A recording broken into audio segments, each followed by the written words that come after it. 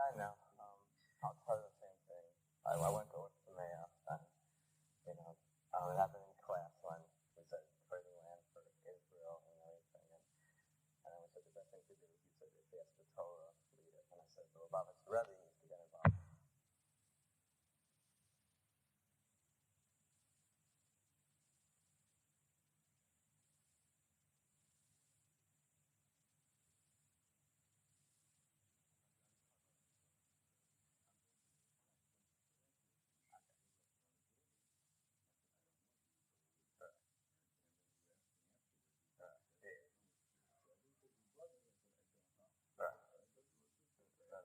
And then afterwards.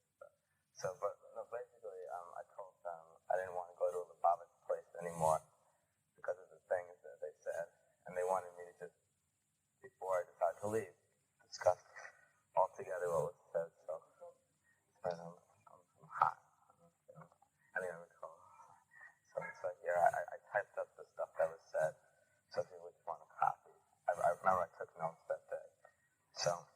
And like I said, I want everything to be honest and everything. Don't worry about insulting him or anything. It says, okay, I don't. No, but all I want to know, if this is really the truth, if this is the truth, I don't want to. But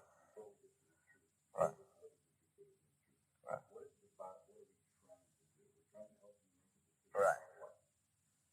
My path and where I'm going to study, and other people previously had told me that not to get involved about it. You're not the first one. So, I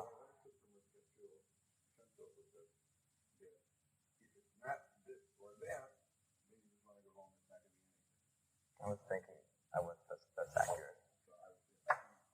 I was going to.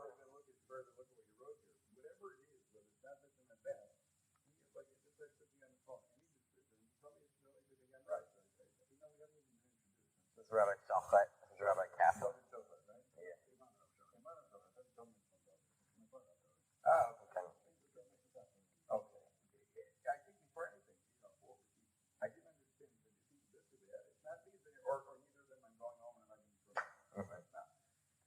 That idea stopped trusting us, that whatever other decisions you had to make in life. Now everywhere you went to go, everywhere you went to college, or what you did go to college, NYU, right? You try to make a choice, should I go to NYU or Columbia? Right? Well, this one has a flaw, this one has a flaw. You know what? I'm not going to go to college at all. I don't think I make decisions in life are made. It's not that well. Maybe it is this or that, and one may have flaws, one may have this flaw. Let me say the easy one is utopia, number one. Number two, maybe it's the third one. Maybe it's Fatmer. Maybe it's Friday. I don't know that the approach of I suppose that his mind is talking like this, which I've come across many times. But when people see religious Jews, ideologies, shittas, and what people don't understand that there may be different, that in principle we are all exactly the same, but we have a different approach, whether it's in Munich, whether it's in Ashkofa, whether it's in philosophy of life, whatever it may be, they don't fully grasp it. The same as I'm sure dealing with Balachua, you get very often the question, at least I do all the time, how can you talk about Torah Shabbat being Torah or Shemayim, when you have so many different communities, like the Sfadim, the Ashkenazim, Hasidim, the Snagdim, and even amongst Hasidim or even amongst the Sfadim, you think even the same countries, you can know with that. Obviously, these things have developed and grown with time, and these are all conventional, subjective things. That is how they perceive it, not realizing that in essence we are all the same. And that there's a difference between halacha and minhag, between halacha and hashkafa, whether it's the approach of Chassidus, the approach of Musa, the approach of Chakir, the approach of whatever it may be. In the same way, they see that when you see Orthodox people, who all identify with I'm Orthodox, this is Orthodoxy, and then they keep knocking each other. This is not really Judaism, this is not the authentic way. And then the other side says he's but the other one, then he's not original, he's not the first one like that, but he will often play them up also has. So it's not like college, I don't like this college because it's weak in liberal arts, this one is weak in science, and this one is, I want a kind of an overall education. So there indeed, I'm not going to say play them both has, but here when both of you claim to be one and the same thing, right? And A, the nice beating, I say, then I say, to help us most of you. Right. But that's only alien ideas. Yes. Or to knock each other. It's not kind of Judaism. It is not Ian McCoy. It is not Torah Life. It's not going up on any specific. Right. I'm talking in very general terms. But then they feel indeed, I've had this up. I know people gone off Yiddishkeit because of the works that they hear from one to the other. Right. It's never presented as if they have their day, it is not my day. Their day, not my day. I can use that. Or we have to explain in the wider sense. Like I said, this is fellowship of faith. The question comes out. Right. How can it be? We have nowadays level, Orthodox, ultra-Orthodox, etc. How can you have the same Chayei believe in the same Shochet doing complete things? You won't eat this, and you won't eat that. Right. Or they will go back to the Shammai and they say, well, it's a matter of checking the reform argument. Right. They can take completely kosher fossil, but the Mishnah says about other things about them, that they continue to marry one another, etc., because in basics they're exactly the same, right. But they cannot be certain. That is also halacha. One halacha which applies to other things. That is not the same. That's what I got from the talk, and what I got from literally decades of experience. Dovid is an argument that continues, especially when the friction seems to be growing in certain camps. It's not, analogy that is not quite the same as the two colleges. Right now, though, I was at this state, maybe what I said was I was a little graphic saying I want to go home. But at the time I felt that way. But basically, my shliach told me to come to my note, and that's why I'm here. But, I'll say this in front of Shochet. I'm not sure, Shochet, I'm not really sure I want to be associated with a Lubavitch place. I told him this on the way in the cab ride. Is that a fair statement? Because you're the one making the statement. Because of the thing. Okay. Could we talk about? Sure, because let me just right. Accuracy. If I remember correctly, if you disagree, let me know. What I remember was I presented to you an explanation because you told me that I wasn't the first one who had heard criticisms of the Chabad movement from. And you were asking me where are these criticisms coming from. And if I remember correctly, I said to you, this is my understanding of why there are criticisms. Okay? There wasn't a personal bashing Chabad. As opposed to me explaining to you why I have criticisms and why it is that you've ended up in a situation where one movement seems to be criticized by the rest of the mainstream of the world. And why there's so many, it doesn't mean we don't have a problem, it doesn't mean that we don't have a problem, but there seems to be that you don't have to be a rocket scientist. Now that the world is critical of for their reasons. I can make no decision. I just want to know if this stuff is true. I'll just say quickly, and then we could discuss them if you want.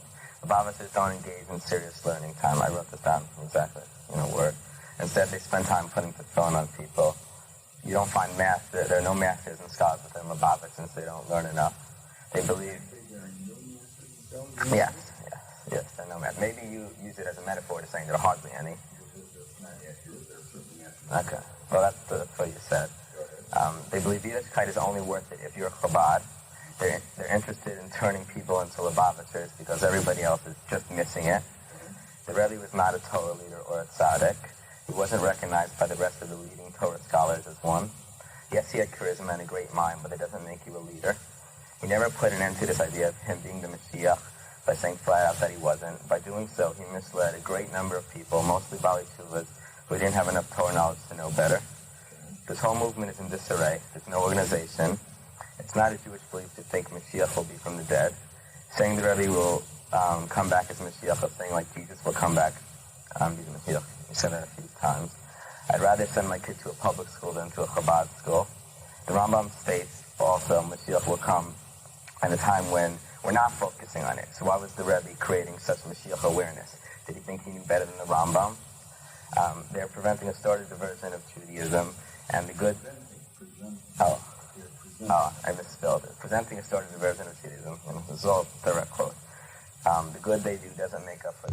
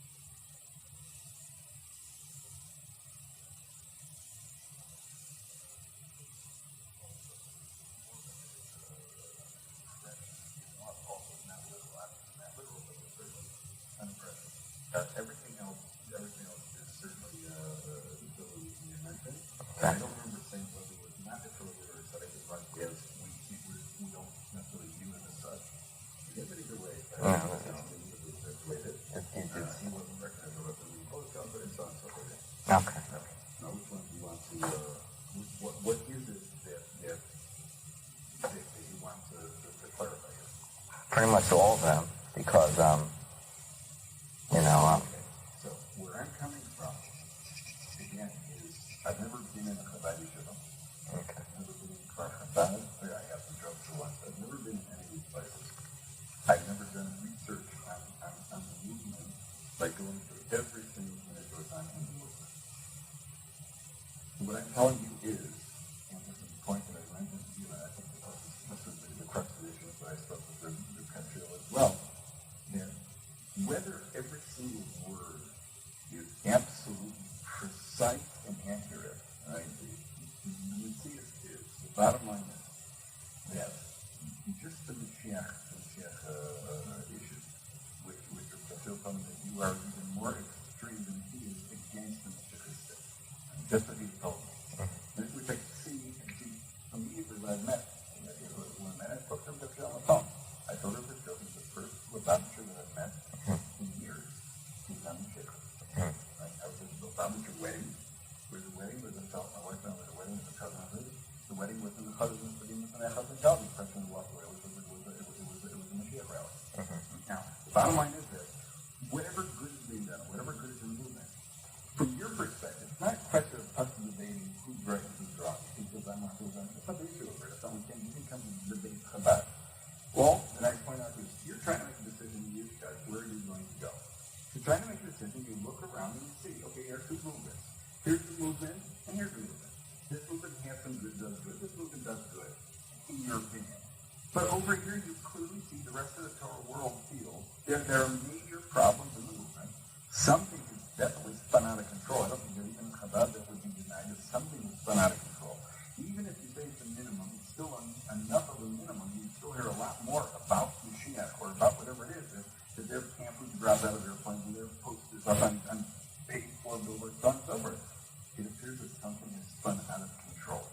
So for somebody who is coming into the discussion, trying to make a decision, where should I join the movement? Is everything absolutely perfect by the rest of the world? Well, not from. There are child molesters, and there are gangsters, and there are embezzlers, and everything else.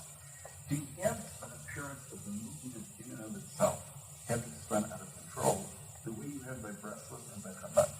Right? Yet somebody from Chabad can say to me that I'm embarrassed at the behavior of these shikhism. That's what I would expect somebody to say. If somebody from Chabad can say you sneak out of Or Sameach, if you told me, I didn't even know you stuck out of the program, somebody from Chabad can say you snuck out of Or Sameach and don't say goodbye to me and pick your bag and stick out because we died or because what may happen to you or something will be critical of Chabad.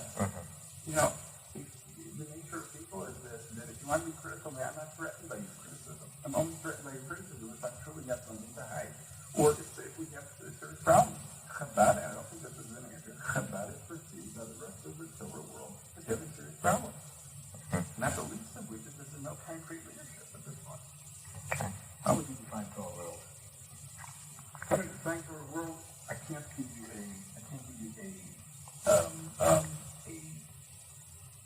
scientific definition. I would say Torah world, the Torah world that I'm involved with, which is the literature Torah world, the same literature Torah world that is not critical of Satmar, not critical of Yer, not critical of Kodenberg, but is critical of Chabad, and is critical of Bradley. I'm not saying, I don't get into the Krach. Right. I don't get into the Right. And we don't get the score points. Right. The same literature, and I'm an Italian. My father was born by the Tels. The Tels are born, the Mario Tels, the Shimazas, the Tom Prophet of Mario.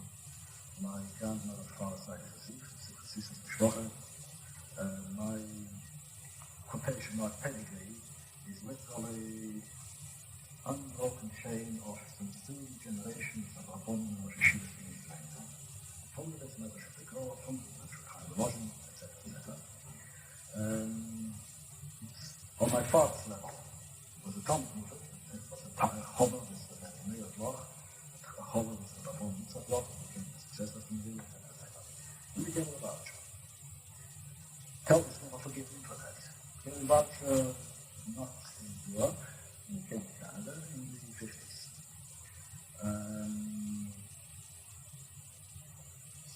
Basically, by getting to know the letter. First, I would say, the first years in calling myself, even I did, the Chosid of the letter or the Chosid of Chabad.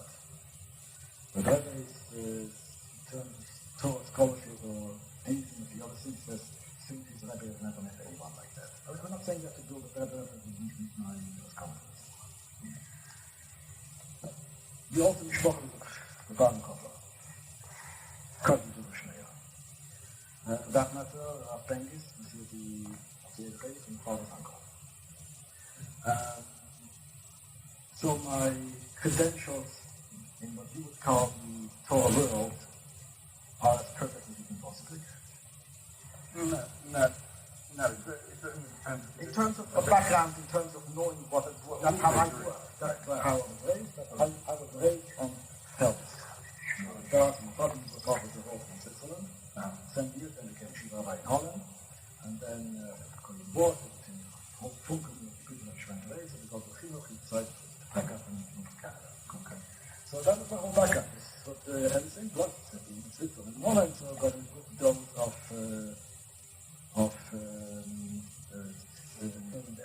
Frankfurt, isn't that? The kind of shoe that involves in Switzerland.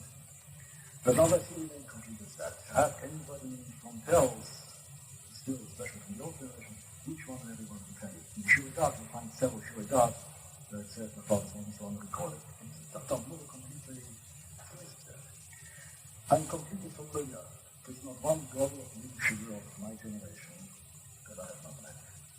That I did not speak to, had long discussions with, a Baron, a Belgo, a Yakov was here, close with, as a matter of fact. He's still up in Toronto, and he's come to Toronto, we have continuous contact. Rav Ruderman, also a Mishpacha connection. That Moshe, defined me as Moshe, at least 5 issues for the rest of me. As you find also in the Chassitzrak, and there you go. The Islakdus to Lubavitch has nothing to do with Mashiach, let's face it. Islakdus to Lubavitch really started, there was some friction kind of in the Rebbe, the Baron, which certainly was not reflected in God's brother. Likewise, not when the Rebbe became Rebbe, all the leadership Goyim came to the Rebbe.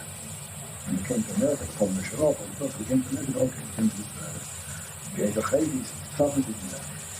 This the leadership world basically with those involved in a Buddha.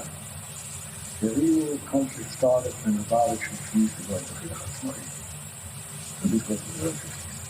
And the Rebbe said, no, he keeps his special, and Chilach places separate.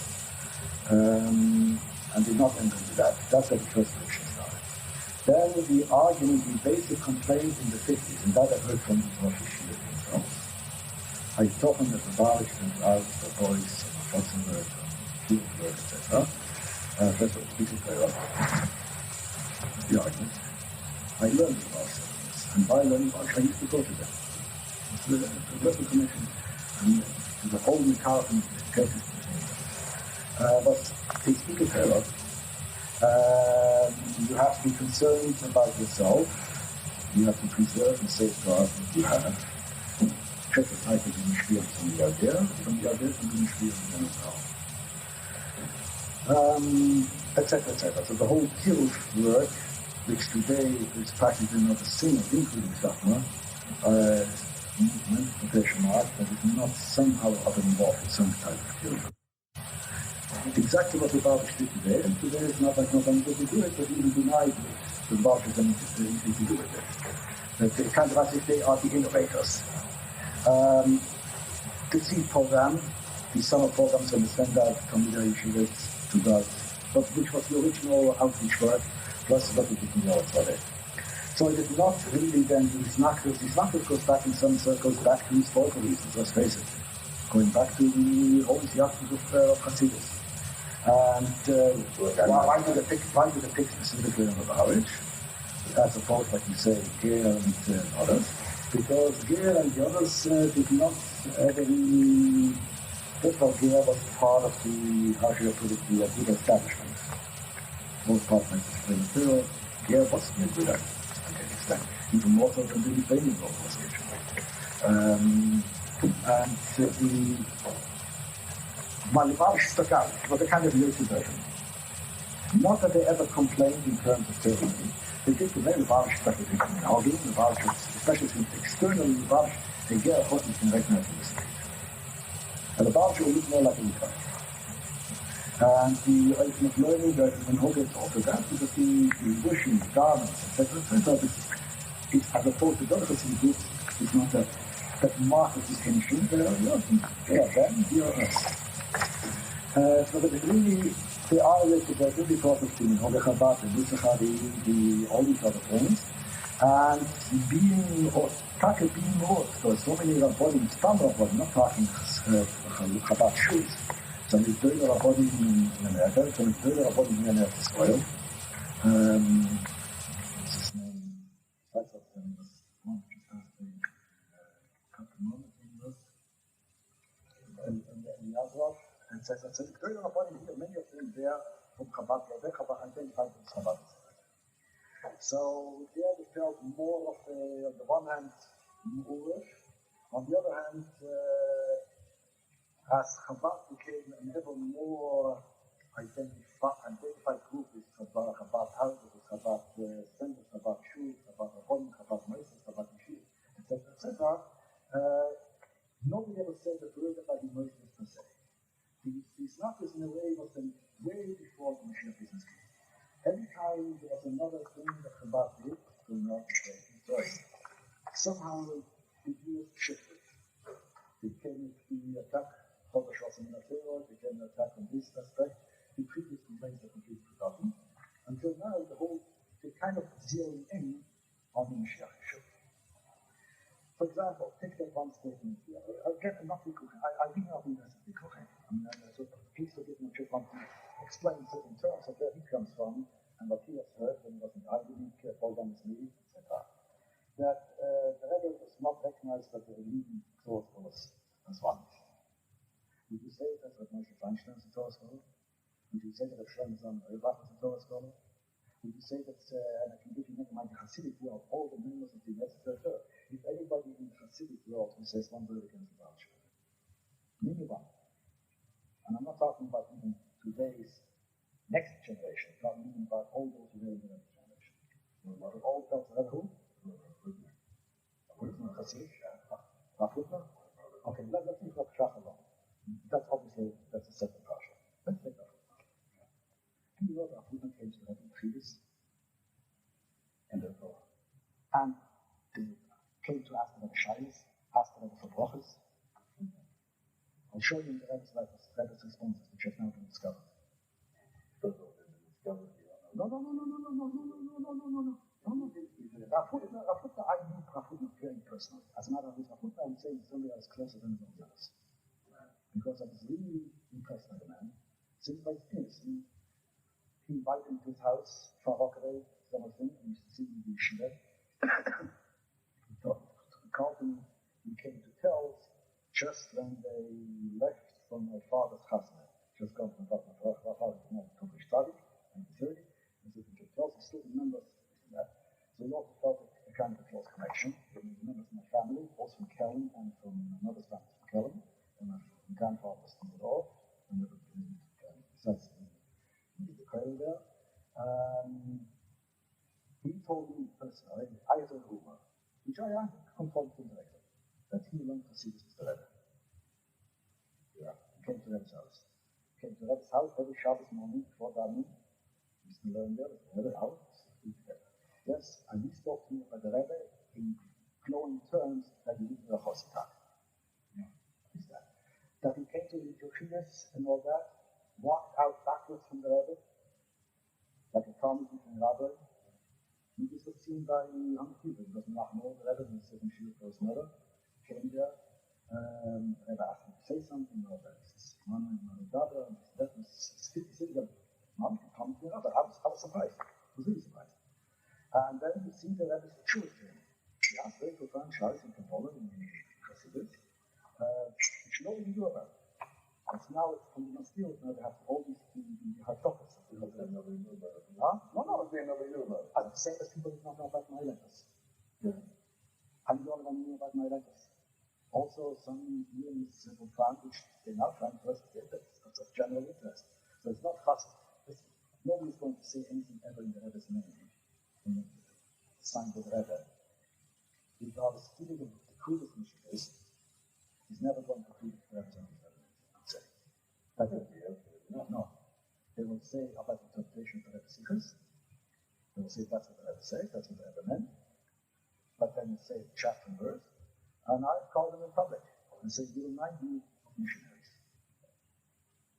Missionaries, how so? Everything is in Tanakh. And then it's a question, how do you read the Tanakh? So Mishnah is not a fool. Mishnah is nothing to do with. And he knows my interpretation. But he will say, that's what the Tanakh means. This is what the Prophet is trying to say. So that's exactly what we are. I will take things at face value, and then that's all you have in terms of face value. Or people, I said that's my interpretation of it. Your interpretation is incorrect. Don't repeat that to the Rebbe. That's what the Rebbe said, that's what the Rebbe meant. Even when they say the Rebbe is going like this and the singing tree. So the two passing Shabbos and Nicholas Shabbos in the basis of that, see the emotion for Rebbe like that. Halacha, Nicholas Shabbos, Nicholas passing Shabbos, just to see the Rebbe that he's going to do that. If the Rebbe says something, you ask an explicit question, yes, no, etc., etc. And the Rebbe says, yes, then the passing Shabbos. But if you don't see that church can see that emotion by the negative of the tune, that the sun, whatever the words are, and how do you know that's what the Rebbe said at the time? Let's even assume the Rebbe between fully the Shia, Menim, Reim, Rabbein, Melech, and Mashiach, Learning, Red. What that's what the Rebbe said? I say, I can give you at least 10 different interpretations. But the Rebbe will also say, yes, the Shia, Menim, Reim, Rabbein, Melech, and Mashiach, Learning, Red, whoever it may be. Is that a possibility that's what the Rebbe said? Of course it's a possibility. How do you know that it is not? How do you know he affirms it? And in interpreting it in your way, I say, you're basically reading your thoughts, whatever the value is, and like the Vishnu Rebbe said, human and person Rebbe is from the Vishnu. They took a great big Rebbe and they turned him into a little Mashiach. I think that's the best definition of what is going on here. They took a big Rebbe and they turned him into a little Mashiach, a miniature Mashiach. That's one thing. Huh? That's one thing. Yeah. Even if what you say is true, what I say can be false. Let's say for argument's sake, that the Rebbe was a scholar and a Sabbath. The fact that you agree that they turned the big Rebbe into a little chair means that the movement, because that's really what concerns me, not theoretically demonstrate the movement. The movement is flawed, that's what happened. Again, speak about the movement. Good. We've got to ask the question. Never mind, it's not Jewish people, it's Mashiach from the dead. Certainly not normal. Is it halacha to stand? It's perfectly more. I think it's more than close to the About the health forces.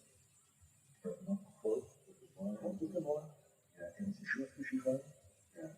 He says, yes, it is possible. I think the Rambam is. Huh? I think the Rambam is close. The Rambam? The Rambam doesn't mention a lot of things there. The Rambam doesn't mention Mashiach and Yosef. The Rambam doesn't mention 90%. The Rambam mentions only that which is relevant to immediate local Lemaisa. So they are created based on the no. They did. Those that are basically the belief that the Rebbe is No. It's based on the Gemara. And it's not only the Gemara partly. It's the Gemara in the Shalom. It's a Nebuch Sheikhon. Which is the Gemara? But even in the Chayo, even in Messiah, Kegoin Nebi, even in Messiah, Kegoin Nebi. In the Shalom, even in Chayo, Dovid, even in Messiah, Dovid. It's a big jump from the north to Kegoin Nebi. And Rashi has two interpretations. One specific to the Dunya, and the other interpretation, Kegoin, similar to the Dunya. One means suffering, one means it's death, and the one can be interpretation. So the jump to find the one man and say, My shita is that you can't point at any man ever. right. My shita is that you can say about anybody, you can believe that anybody is Mashiach. No problem with that. The ones who never. So you have Shia Omu, Shia Shmai. You have Yana Omu, Yana Shmai. You have Hizki Omu, Hizki Shmai. Rashi says each one picked his Rebbe. You come in, you pick their Rebbe. They feel that this Mashiach is this generation, and they thought, no, it's not the same document as the Kodesh, but we want to do it for us. Says that in every generation, speaking to the result, is the first prison in Mashiach. All I said was that it's not what was the first.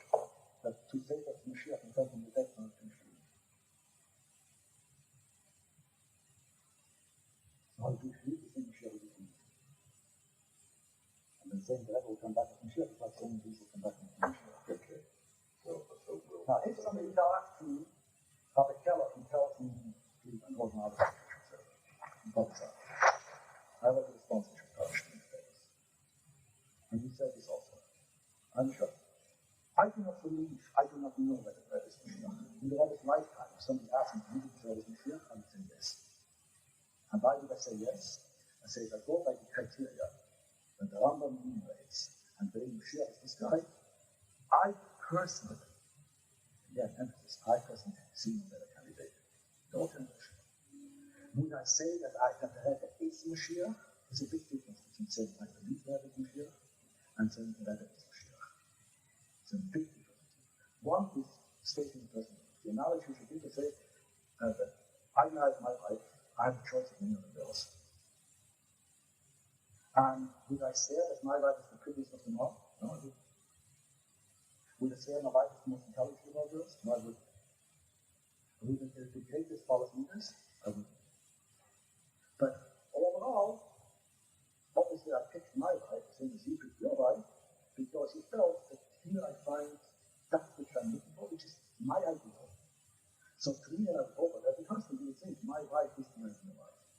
Is that the same as saying because my wife is the ideal wife for me, that my wife is the most ideal wife, period? The answer is kind of also no. Because you're entitled to look at your wife, not entitled. I would expect you to look at your wife, the same as my wife. I would expect you to look at your Rebbe, whoever it may be, the same as I look at my Rebbe. But I have to make decisions. Huh? I don't make decisions about subjects that I didn't feel like bringing up the ground. I look at it and so you can say, you know what? I think this is a share. If somebody would ask me, this is really a share from them, if you think the child is a share, if you're from family is a share, my answer would be, I don't know enough about the subject of the share. Okay, I'd be able to. I did study the subject. So if you're counting, No. even if you are capable, what about somebody who comes along who's fairly new to you, who knows that he's not as much as other I've looked at, who's very much how to read and write, and he's now decided that this man is based on what is he making a decision. Okay, why the Rambam is studying about it on a regular basis. The Rambam writes this is not an ikr. There's something that should be time and effort that should be put into it. Why is it moving placing so much time and effort in it? Exactly. That's exactly my point. That I agree with you 100%. That is my point. That's why I make the distinction between personal belief, the same as when I believe, when you say, Torah world, and obviously that will exclude the Hasidic world. Just 1 second. Okay, but let me set it off. You have a breath. Go ahead. I don't want to interrupt you. Okay. Or even if you do include the Hasidic world, you're going to include, okay. Vision said, obviously, it's clear to do it, I suppose. Isn't that? Whatever basis you pick your Rebbe, what you call your mentor, if anybody pick a vote amongst the Yeshiva-like or amongst the Rosh Yeshiva, etc., as to determine who is what, should be look at it. Obviously, the Talmud of Rashach will say this is it. And there may be others who may be influenced for whatever reasons by the same Talmud, Rashach, but the others that will say, look here, frankly, I think this is the Sparkles game. And others will say, look here, I think I've shown you, if you want to take overall as the money which you return as place it, Bachus definitely can take it. Rashach can take what you isn't it? But frankly, in Halacha, he writes himself, it's gone on the US gaming, but in Halacha is only got this normal, he should be used. Should be used, I think, for having that. So I may very well say, look here, Torah life is not just being able to on the Sefer Yishim on the Rambam, the Torah life is involved Halacha life, it takes into totality, so therefore I may decide to show it on. So we also say, you know, that Moshe, let me find another person in that generations of Moshe. Was it Moshe separate? I remember how Moshe was reviled, called a culture become by the leadership of the world. Never mind that's not us besides. That's my problem. What do you think is really good with the Torah? Sure, they could, etc. But the Rosh Yeshiva No, that's not there. The bottom is no longer there. So who are you referring to when you say the Torah world is called and make the come to the top? Where did you hear of Shochet say something against the church? No. There wasn't a question. No, I understand. No. Let's keep things consistent. You made a statement. I see a question about your statement. How the statements came out in official publications and intermediaries, but I can, if you play, if you want to take it that way, then I can say it works both ways. But we haven't even answered my Oh, no. Yeah, I haven't spoken yet. You haven't answered my question. You might let me talk. I'll speak and I'll explain. Some have come out with explicit statements. So there are articles in Hamon and Harvard attacking that Moshe when it came out with his head on nothing, but saying that artificial insemination is not very much child answer. And technically, halachically speaking, is nothing wrong per se, even though that he qualified it, that still it's not the halacha. And the reflector was again out and signed a concurrent against whoever it was that wrote against the because of some of the statements that came out were really crude, to say the least. So the Rosh Hashanah, who are representative of the Torah world, came to a make it with that. But only in terms, or usually it came out as only in terms of really crude language used against it. But I wasn't really sure about it. I remember what was said in this issue. And therefore what? But I will be saying this study to the world. And my point is the following: that in the Yeshiva world, whatever in your life, there are times of Moshe, but Moshe he was not impressed. He did not budge just because he was attacked. He says, I can own any guy in Moshe voice, this is what the law says, here are the prayers, this and that. So I'm not impressed by public opinion, even though it may sound to go against the grain. Did his family still even under these attacks look at him as a nation? And today, to go find even a Satmar somebody is going to open his mouth against a nation. So, my point is simply that people will choose. I gave you those always Christian also. The same as many people not follow Christian for 6 years. Does anybody question this? No. The point is, each one picks his God. Some kind of a subjective thing that somehow something in this body appeals to me. So that I see the godless material in terms of either the paper that it says, the sure that it is, the halacha that it comes out with, the broadness of the spectrum, or not. How then? First off the bat, no. The issue is you feel disturbed by some of these things here, the contrast. And just to conclude this particular point, on 2 levels. Moshe had the highest regard, called the Rebbe, a Goy, and a Tzaddik, in Shochet. He did that both in his writing, so that's not where he got that from. You can find it in just Moshe. But showing down in his writing, never mind the Rebbes, every one of them has Chazikische Rebbe without exception, including Satmar. Likewise, you have never heard, except for Nevrach, you have never be able to show one statement from any one of these daily of the world that everybody who goes to that kind of thing of God, that they would ever come out with a statement saying anything negative either about the godless of the Rebbe or the Rebbe's secret, but on the contrary, you will say yes, this and that, but no is the I can do it. I have no power. But to a first group is documented. the first group, yes. You just have to know God all documented. The first group is documented about what he said at his resignation, first speech. The first group says this is the one who's going to make himself in shift, that the this group is helpful to this. But again, that's not the point. We wouldn't have to but even that comment. Does not say anything besides the criticism that we have here an apprehension that this has a messianic tendency or Christian. But was it anything said about the Rebbe's godless and terror, the Rebbe's secret manifest? Was there any statements in it? I think this is what we caution the press. And if verification is there, probably give it Dovid. There's very close to that. No. I'm not trying to make the fallacy of showing appealing to authority. That's not what I'm trying to do. But I'm more concerned. So I think that I important he's sending back regards to the Lubavitcher Rebbe. We didn't have a discussion because I was here at the time for sure. It's still something Yeshiva. It could the Shaila about the Shem Shochet, that's very well music. He was discussing Chabad things. It could be that he was a major person. All I'm saying is, here's a book of 10 looking at. He says to me, where are the criticisms of Chabad? I'm presenting to him.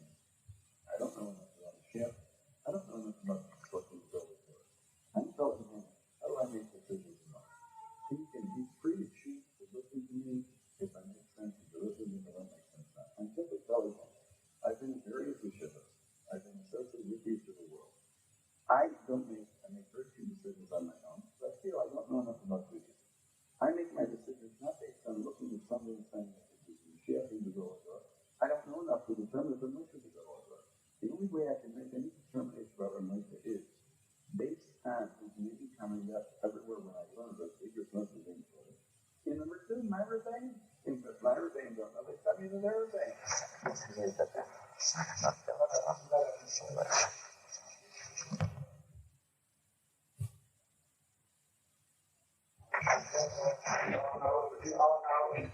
The poster said, that wasn't poster said. The poster said, upon no Mashiach, not upon Mashiach, and you have to go off.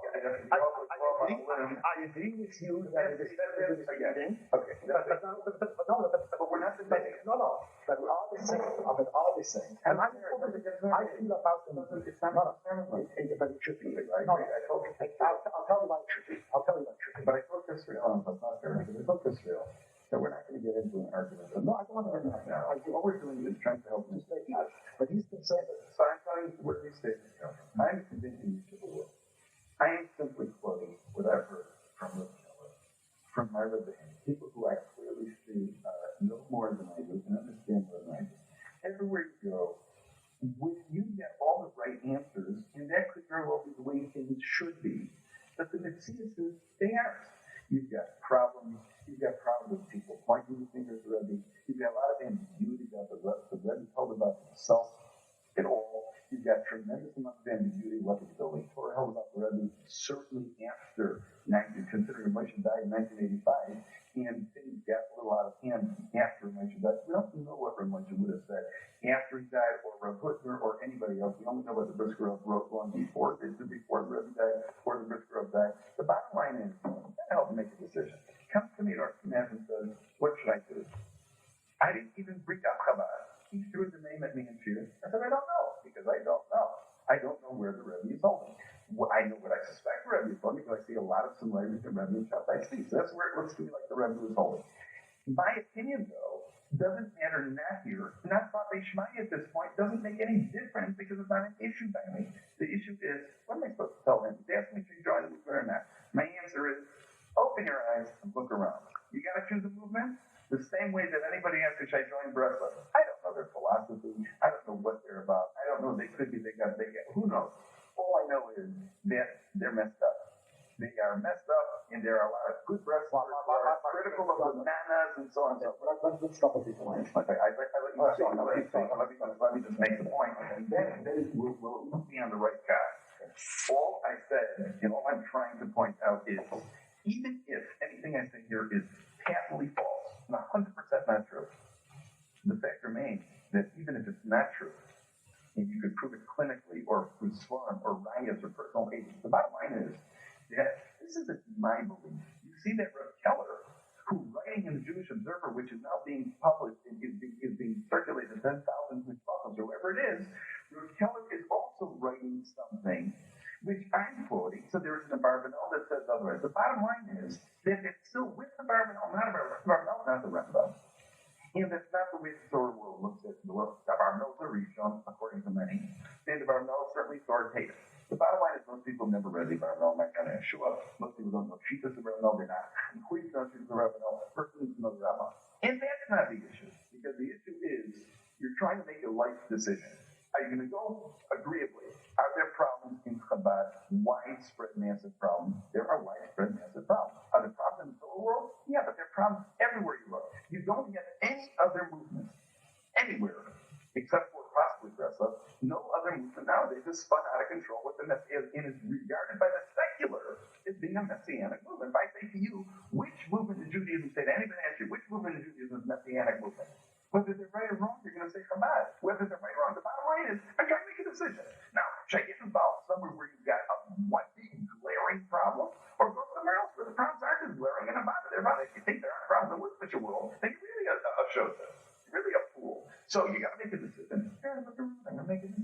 So I'm pointing out that you're asking, what's the problem with what are criticisms? These are criticisms. Are they justifiable criticisms? Are any of them technically incorrect? Let's say they are. Let's say the whole thing is technically incorrect. My point is, that's not how we should world is viewing it. There are, in the Hasidic world, even if they say the Rebbe was a government, the Tzaddik, and everything else, would the Stopper say that would the Gear and the Stopper and the visitor say that Chabad doesn't have problems, that they're not a messianic movement, that this isn't made of a massive Hashem? They say the same thing. So if you're trying to make a decision, where should I go in? I'm like, yeah, I don't care. Go be Chabad. It's okay with me. You're asking me a question, and whether there are problems, there are problems.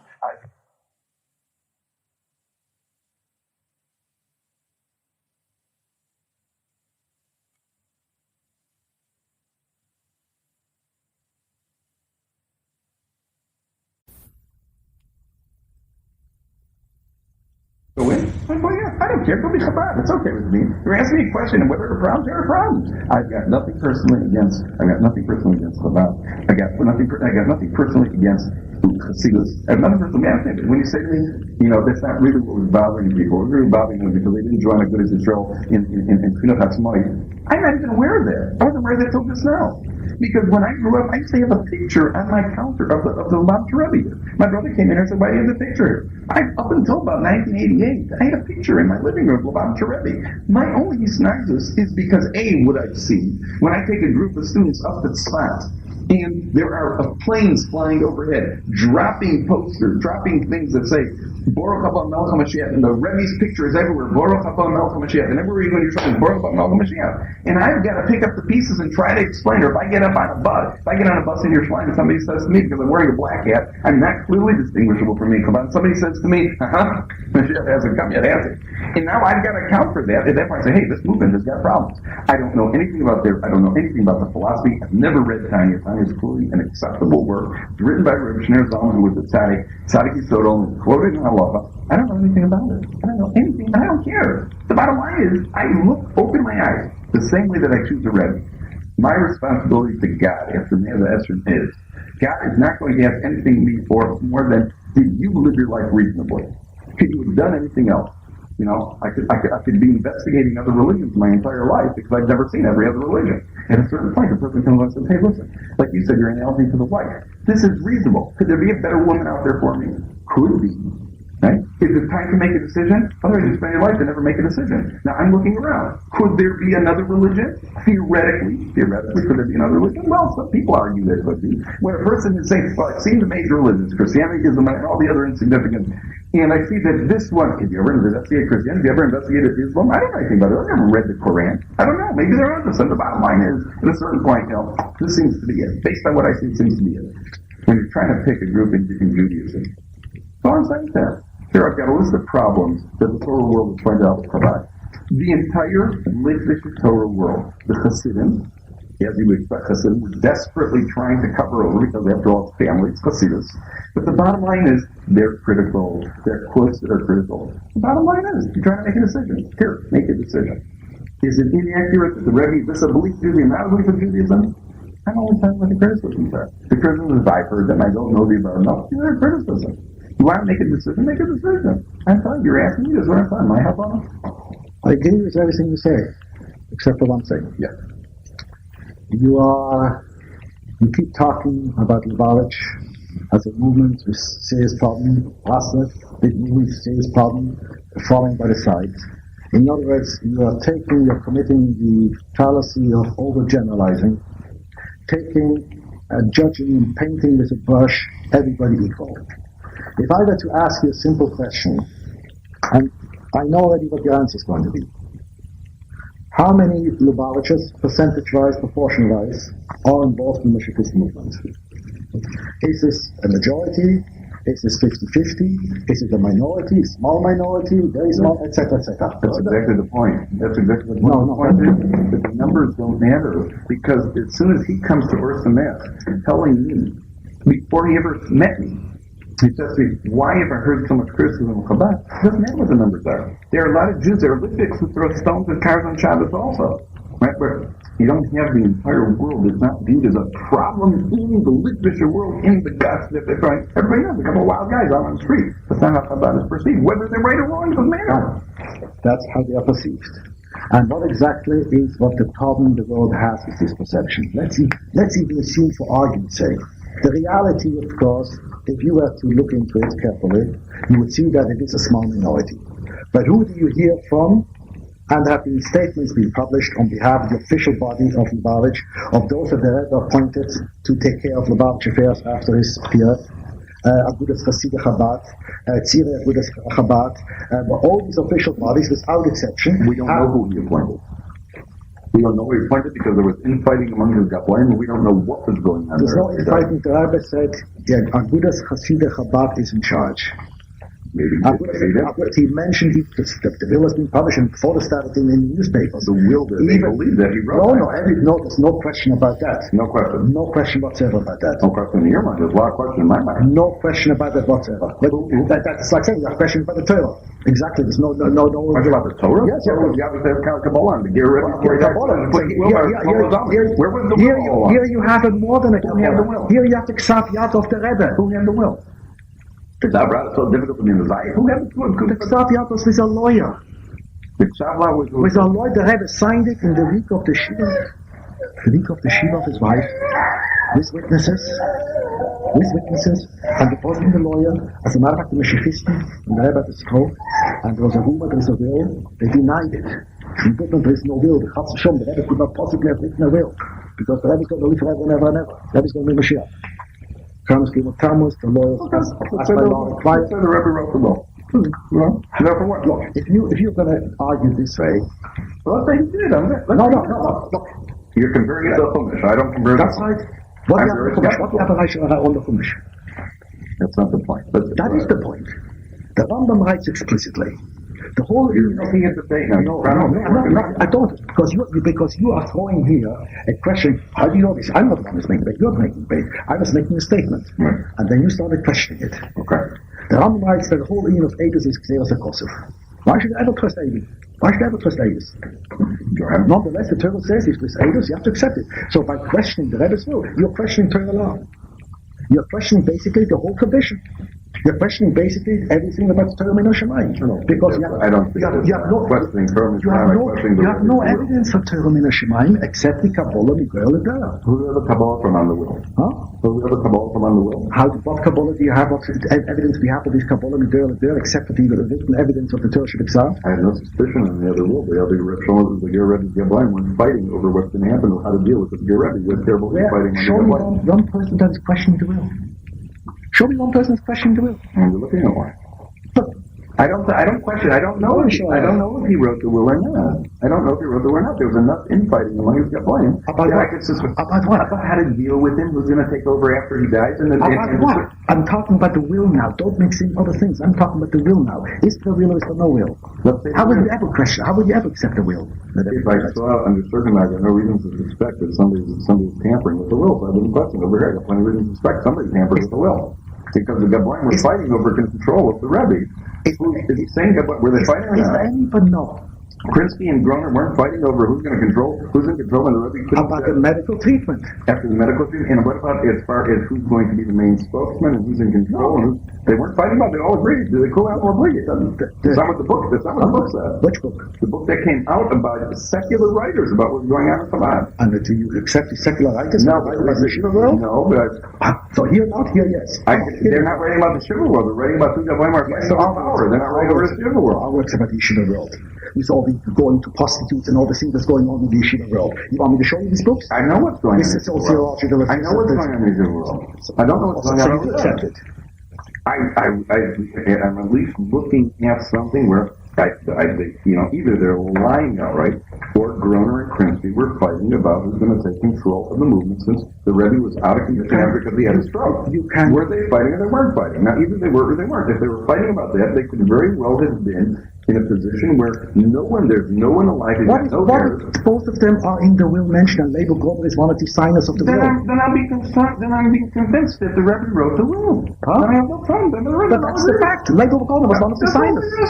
No, you asked me how do you know the Rebbe wrote the will? Because the fact was definitely question.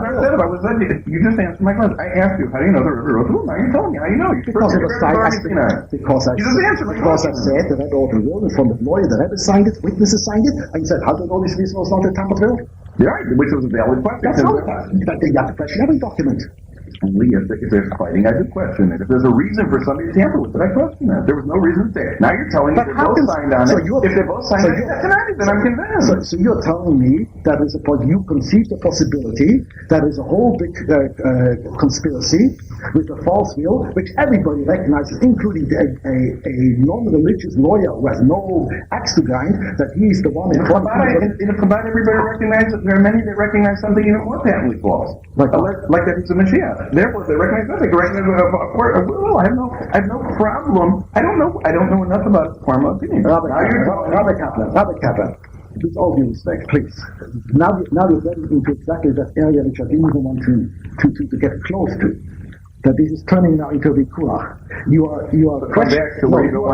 questioning now something which is so patently absurd.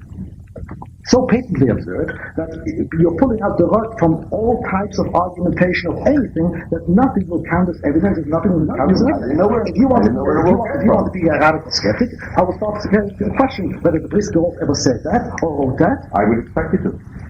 I would expect you to. I see no reason why I should. If you're convinced that what he wrote is authentic and not that the no, made it up.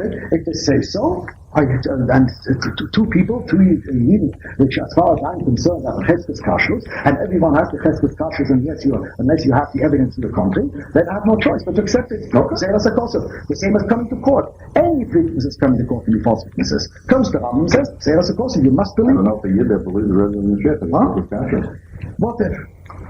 Then would you say that the Talmud of Rabbi Shimon, Rabbi Yana, Rabbi Chizkiah, they're all, there's no Cheskes Kashrus? I don't know. Well, you don't know. And you would say that Talmud Agro did not have Cheskes Kashrus, and they believe that the Gro is Mashiach? And he Talmud that believes the Gro is Mashiach, if the time was until the Gro is Mashiach, it was Cheskes Kashrus. It was Cheskes Kashrus for you? I think so. On what grounds? On the ground of being poker when they study it down. Which, it does, inclusive, that he's pointing to somebody. Keine Paul writes about the reason of this Mashiach. Talmud Agro writes, yes, he does. Talmud Agro writes about the God is Mashiach. Talmud Agro said, that says Mashiach is going to be revealed in this generation, it is going to be him. No, that if it's Mashiach in this generation, it's going to be him.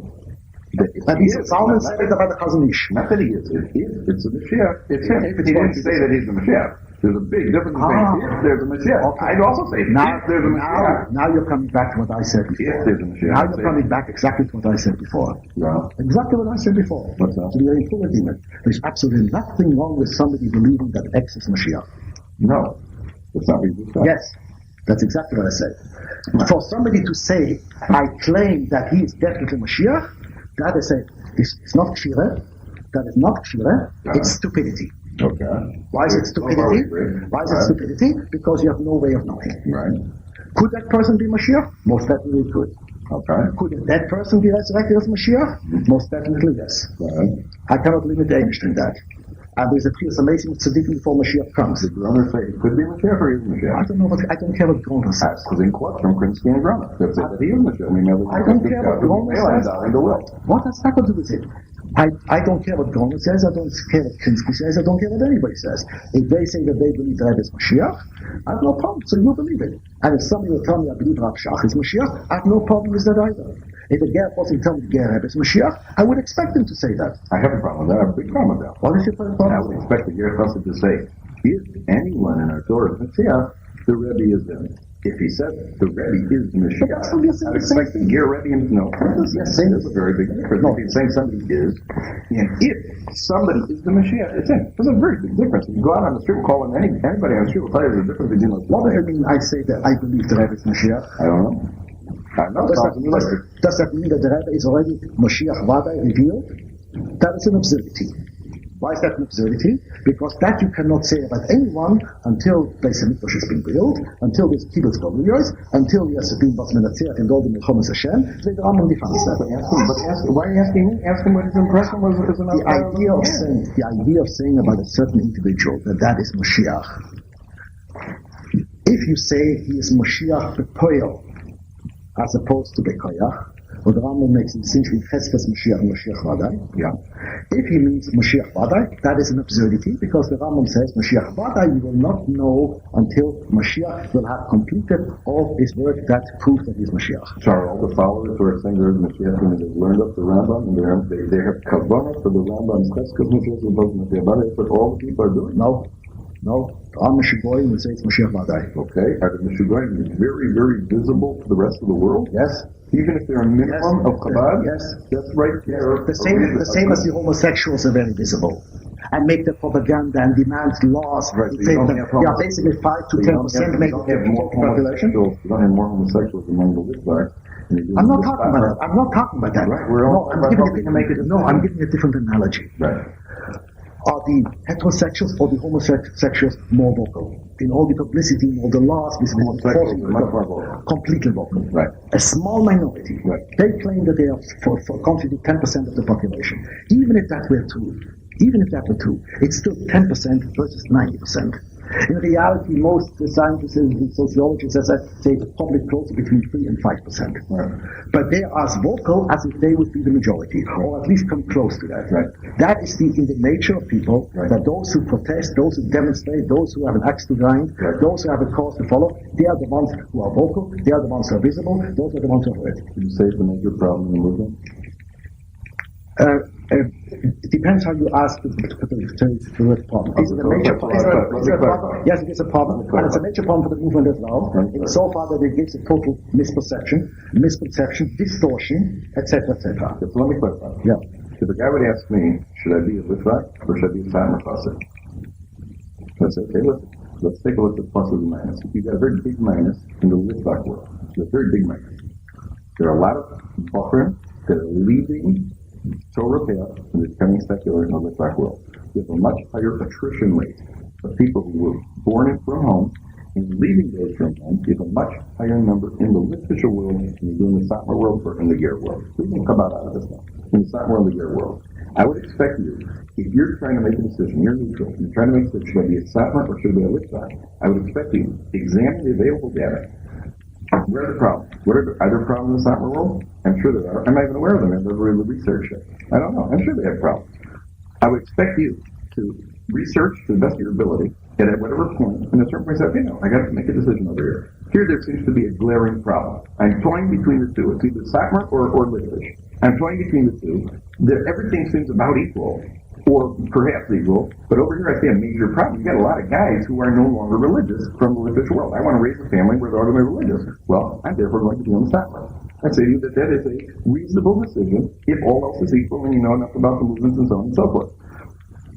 So the same thing about making decisions. Should I be something or Chabad? Well, I don't know of any other movement right now besides Breslov that has such a public image where even though it's not the fault of the mainstreamers, people such as Rav Shochet and other people, Rav Shem Tov, and all the people who have their act together and know what they're doing well. But why should I get involved with something that is already seems to be spinning out of control and has such a bad name among the entire world, Torah, public, everywhere you go? There is a scorn and a derision for why should I get involved with it?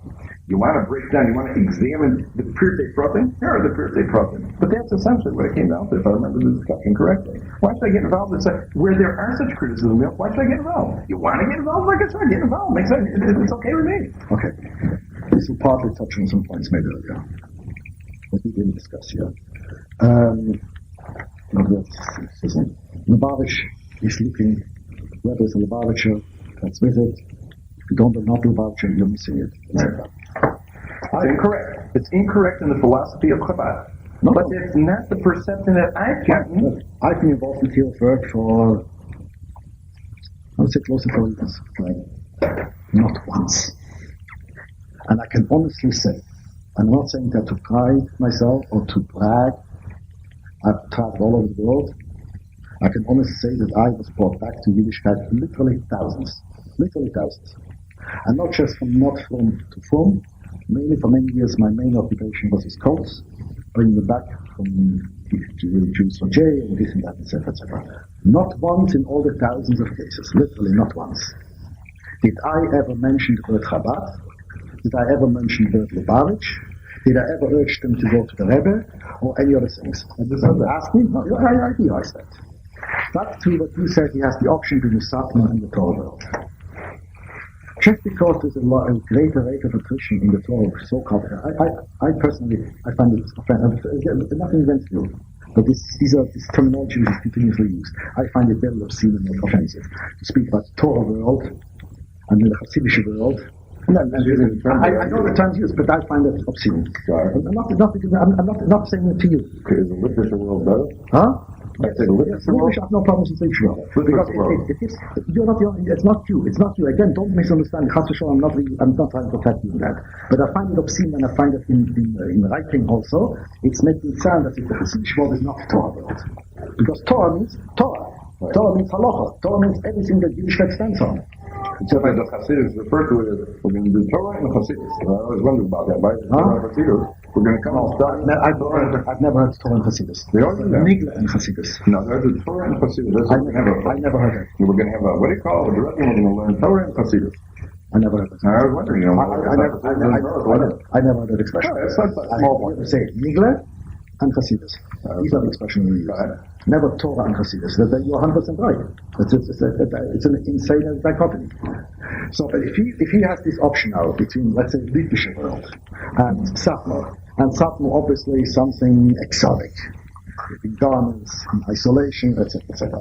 And you say that the attrition rate in the Litvish world is so much greater than the Hasidic world. I'm only using that as an example. I don't know if it's true or not. I understand.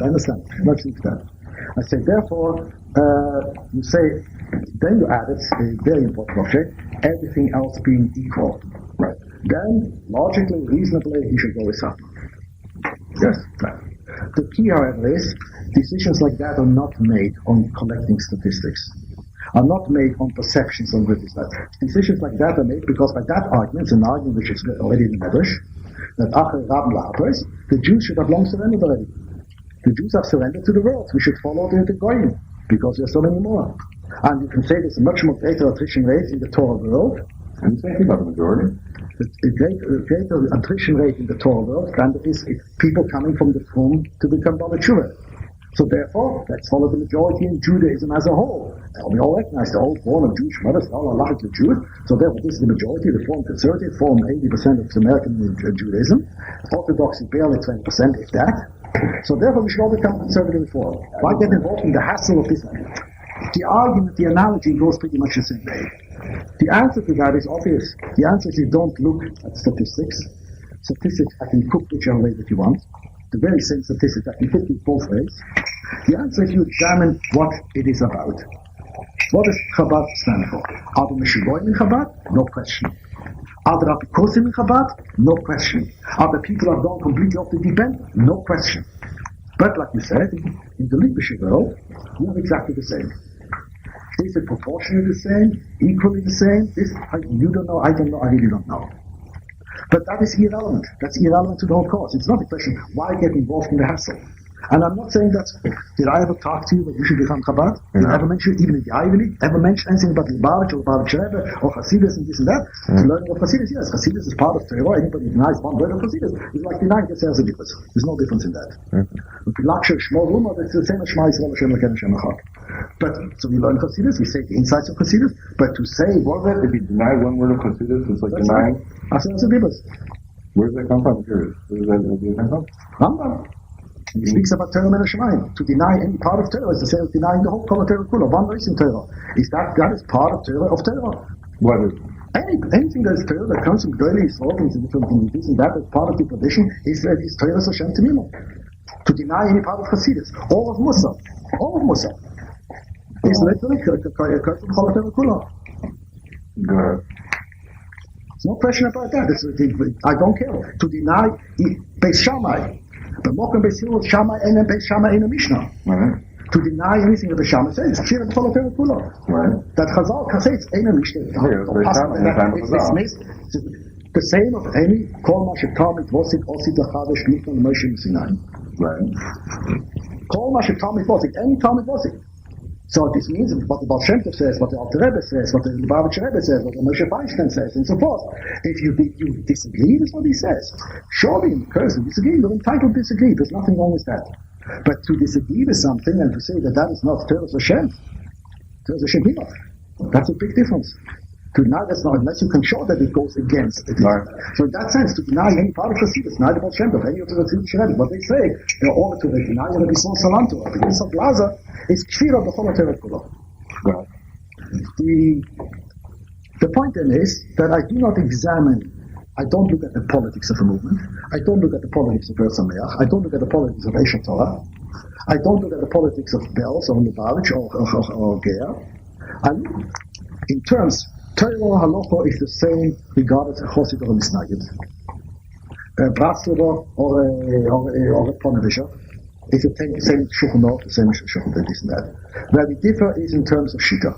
Where we differ is in terms of the Shilin Ponim Torah, which even in Halacha, it's Halacha and Torah Achas for every Jew. But we differ in what is the best approach in Avodas Hashem in serving God. Here you have, again, Shilin Ponim. We just talked today about the menorah. The menorah has 7 lamps. Each lamp representing a different kind of Jew. There are some who serve God by Shammai, that's B'chelik 50-50, Dvura, in of Dvura. By Sila, in of Chesed. Some people have a different psychological makeup, and there are certain things will draw them closer and raise them higher than what will appeal to somebody else. Can I ask one question? Yeah. The literature world that I'm familiar with has had a much bigger what's it called? Much more criticism of Chabad since the early 90s than it did any other time that I've been on. I grew up in a Chabad church, but I lived in Chicago with the Rich Instrument. The literature world has been much more critical of Chabad since the 90s. It has nothing to do with or anything else. How would you, the literature world has a very big critical approach from Breslov. Literature world does not, to the best of my knowledge, have any more criticism or less criticism of Satmar or Kloisenberg than it did when I was a little boy. I haven't seen any change in that. No one from what I see. How would you explain why is it that the literature world has become so critical? The literature world has become so critical of Chabad, which is ultimately what he needs to know. Why is there so much criticism? Okay. You want to go into historical things? No, from the 90s. Yes, from the 90s. No, it goes back to the 70s. No, from the 90s, because that's when I see my case. But it starts in the 70s, at least in the 70s. The confrontation is the Mikvah, which later grew and developed and developed. And what was the confrontation about? The first is Yehudi, the confrontation, the statements of Rav Shach. What was going on? Going counter to the Rebbe statements. In the Machlokes about Yehudi, but the Rebbe said this is a crucial issue. Right. It's a life and death issue for the Jewish future, and therefore they should insist not joining governments, etc., until it's Diak Halacha, and otherwise it will be a B'chiyah Leberes. Right. And Rav Shach at the time was still this up to there, still one, and he says no, you oppose that in his Narishkeit, and you can that, etc., so you oppose that whole thing. Okay. That was one thing. The second thing was with the Shochet. Okay. And Rav Shach came out with a statement, we live 2,000 years without the Golan, we can live another 2,000 years without the Golan. Right. Isn't that?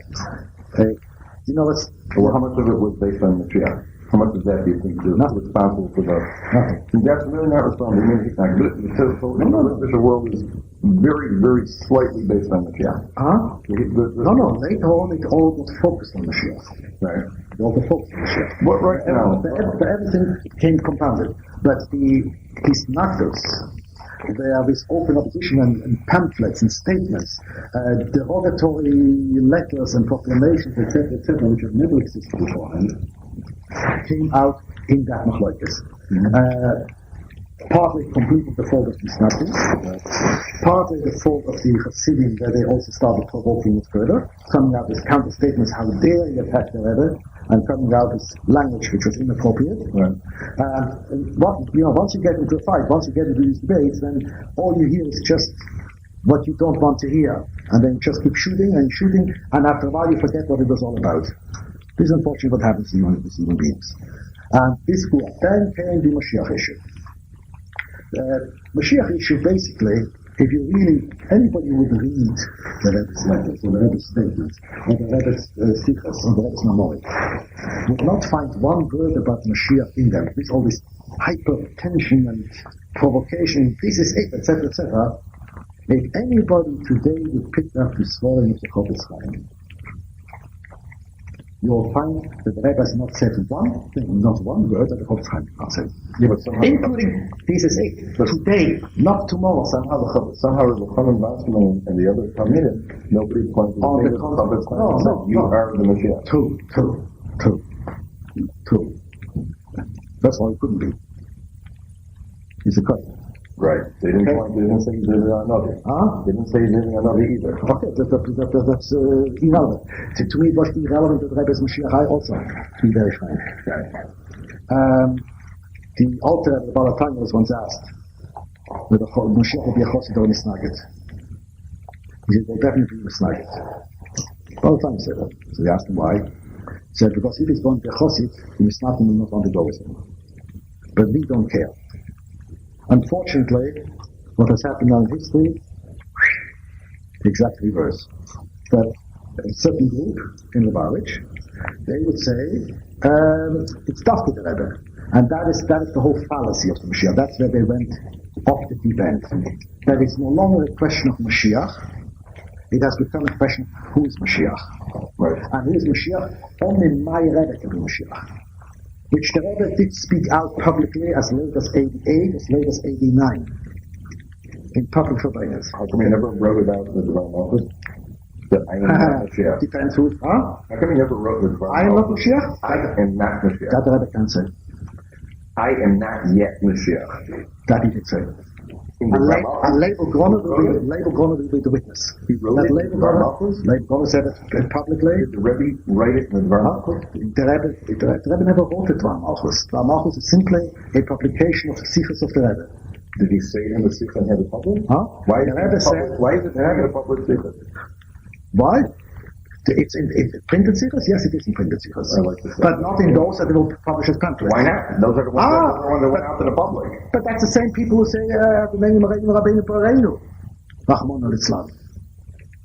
the same people. So you expect me to say the counter discount publicity?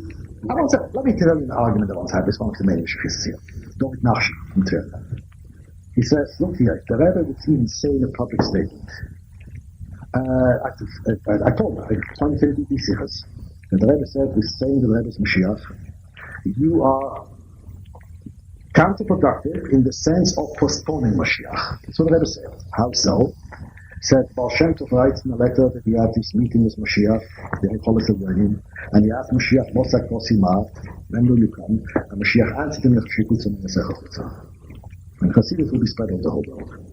Okay, that will be the auspicious time also. Where's the source of that? The letter of the Baal Shem Tov, published by the Torah. Published by the Torah. Nobody questions the authenticity of that. The other is okay, you want to go. Okay, I don't question them. Okay. So, says the whole meaning of going out to teach Hasidus is to bring Mashiach.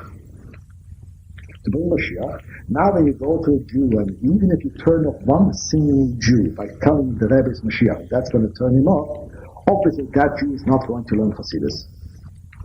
So what have you achieved? What have you achieved? You prevented one Jew, and who knows, Rahman Islam, so many more Jews, from learning Hasidus. That's Baal Shem Tov. And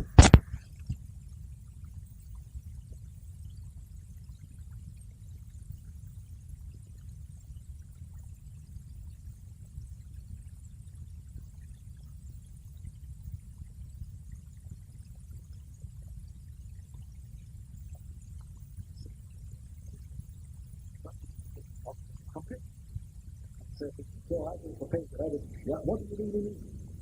What you really mean is, my Rebbe is Mashiach. And since I'm going out now before the event is happening, proclaiming that and publicizing that, I was the one who first announced it to the world. So therefore, when it happens, I'll become one of his ministers, I'll become one of his generals. So he said, it's Poshet Ein of Gaiva. It's Poshet Ein of Yeshus and self-aggrandizement. Now, comes this fellow said, I point him out these secrets. He's happy. So he's looking, I don't care what the Rebbe says. And he asked me a question, valid question. He says, if the Rebbe were to tell you publicly, I'm not a Rebbe anymore, would you accept it? I said, no, I would not accept it. It's likewise. The Rebbe says, I'm not Mashiach, I don't accept it. So he answered him, you're missing here a very important point. Rebbe, I make Rebbe. I decide, I choose, the way you said before, you have those people that you look up to, And you choose, this is going to be my mashpia, this is going to be my guide, my motivator.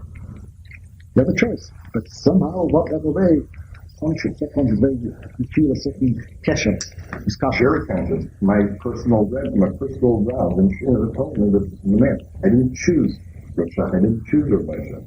I get only guidance from the people. So why did that? Then my question is in the beginning of the question. Why did you listen to what your teacher said? Because what my teacher said seems to make sense to me, and as a person, that's all I'm saying. That's all I'm saying. So you don't know whether Rav Shach is really going to do or not, but because that person to whom you feel this confidence, to whom you have this trust, because of your experience with him, you're learning Torah with him, you're being imbued with your Shemayim from him and so forth. So you see in him, yes, this is a mashpia, I see an honest person. Yeah. And every other person. Fine, I don't care whichever way, but it's still you choosing it. Right. And you choosing to take their word for it, right, as opposed to take the word from somebody else. Right. And since these authorities have pointed me to Rav Shach, therefore, as far as I'm concerned, this is it. I have no problem with that whatsoever. That's exactly what I'm saying. That's exactly, we agree 100% on that. We agree. So therefore, I said, when I make a Rebbe, I make the Rebbe. The same as you chose to decide that these are my mashpiyim, whose word, whose guidance I'm going to take. And if they point me that way, I'll follow them that way. That is called Emunas Chachamim. That's a concept in Torah. So therefore I said, Rebbe, I make Rebbe. Mashiach, I don't make Mashiach. Mashiach, the Eibishter makes Mashiach. I'm only the Eibishter. Okay. So therefore, if you saying the Rebbe says I'm not Mashiach, it's the same as saying the Rebbe saying I'm not the Rebbe. It's mixing apples and oranges. There's no relationship there between the two. See, for the Rebbe to say he's not Mashiach is something that's impossible. I can't say that I'm not Mashiach either. My family has a family through Dovid Melech. I'm Mashiach Yehuda, this and that. Maybe I am Mashiach. For me to say I'm not Mashiach, how do I know that? For me to say I am Mashiach, I would be crazy. People now would expect people to think I'm crazy. If I go around and say that's the Jerusalem syndrome, whatever we call that. So the Rebbe did make explicit statements that the Am Sheboy, in spite of what the Rebbe says, will still continue going to do that. Again, I cannot go and be judged by Dosan and Aviram. But is Nageya, therefore, if he has to choose, it's not Nageya the Meshigoyim in the Baraj, the same as the Meshigoyim in Osameach, and the same as the Meshigoyim in Eshet Torah, and the same as the Meshigoyim in Ponevish, the same as the Meshigoyim everywhere. I'm not going to let my judgment be determined by the Meshigoyim, whom I abhor, whether they are from my camp, from my family, which are an embarrassment to me, or they're from somebody else's family, which even when we say this is close, don't be all family and so forth. But I would expect that somebody to do, what exactly is it that somebody is trying to give you? So what does Chassidus offer? What does Chassidus offer? And that is then, it may appeal to him, Chassidus, he may have a Meshicha Nafshis in that direction. He may have a Meshicha Nafshis that goes in a different direction. My father told me about the Mariam. I have to say, what should I tell you? Yes, I also have to go because what would you like to say? Now, let me just at this one point. The Mariam was criticized. He brought in a lot of Kabbalah. He brought a lot of Kabbalah in Shuridas. It was unheard of. And in the Yeshivas, they made fun of him. The same as made fun of Bisol Salanto. Bisol Salanto had a whole uphill battle. And Chaim Brisker is that is for the Chol Nefesh. We are healthy. We don't need it. And till it's finally penetrated in some yeshivas, no yeshivas dismissed. The Talmud Derech is a unique kind of Musar. It's not really, it's a mixture of Chatiro, Kabbalah, and especially he learned a lot of Kabbalah. And he was criticized for it. My father told me he was asked, why is he mixing so much Kabbalah? People don't even know what he's talking about. So his answer was to Mishomeir. He felt that this is the Derech to Yishov, and he developed intels, which on the one hand was the aristocracy of the Israeli yeshivas, and on the other hand was criticized by them because they were too much in this, how would I put it, very formalistic and a very unique ideology in that sense. It's not what tells us today. It's a complete, you look at the Yeshiva and Tamil, it's a completely different kind of thing. But he felt that is the derech that he went, regardless of criticism. So you like this. Somebody has his Mashiach. My father, his whole life was geared in that direction. And he felt that this is so close to Hamas, he had no problem switching over kind of. That somebody else, it will not grab him. It will not happen. That is what I say. It's not the statistics. It's not the perception. What does Hasidus say? What does Hasidus offer? What does Hasidus do? Hasidus qua Hasidus. Not some 20th century, 1900 or 2000, etc., or this phenomena. Yes, these are disturbing phenomena. But as you said yourself, these phenomena, we see my left and center. I have no problem with Shochet. I have no problem. I've personally sent people to Oscar. Ask Rabbi Shiller. Rabbi Shiller still here visit. Ask Rabbi Shiller. We worked together now for a few years, etc. He'll tell you this. On the other hand, I also get reports from Osameach and from Torah how some of the first, not saying you, have boys that come back to you. Their thing is nothing about it. Not Shabbos, not Kashrus, not this, not that, nothing about it. For me, they never heard from my mouth ever nothing against nothing. I'm not sure because I come from that, or because I don't believe in that. What do you gain by knocking somebody else? You're trying to do it. His dilemma was that he came to Yiddishkeit through the Lubavitch Meister, which he was talking about Mashiach. We discussed Mashiach. We discussed exactly what the Rambam says. We discussed the night sheet taking that, and it's why are his parents who are not religious under the impression that Lubavitch is a cult? The same as there are many parents are under the impression that the Orthodox are called, period. Correct. So they know that, except between Orthodox and Lubavitch. Because Lubavitch is, like you said, visible, vocal. All the Chabad houses, etc. Then they hear all this publicity right left and center. Yes, I understand. I can understand it very well. On the other hand, however, when he hears that having taken Lubavitch and see innocuous, but he experienced, and I believe, but he had no problems with that. Somebody suggesting that go to Osamair, go to the studies there for whatever reason. I would have no problems to see if somebody's going there. No problems with that. I know it's a staunch institution. I know the people there who knock Lubavitch. But hey, I'm not interested in chopping up another point, another Lubavitch or soulmate. I'm interested in somebody who's coming close to Torah Yiddishkeit, going into Yiddishkeit instead. But then when he hears, I'm not feeling so. Turn to the back.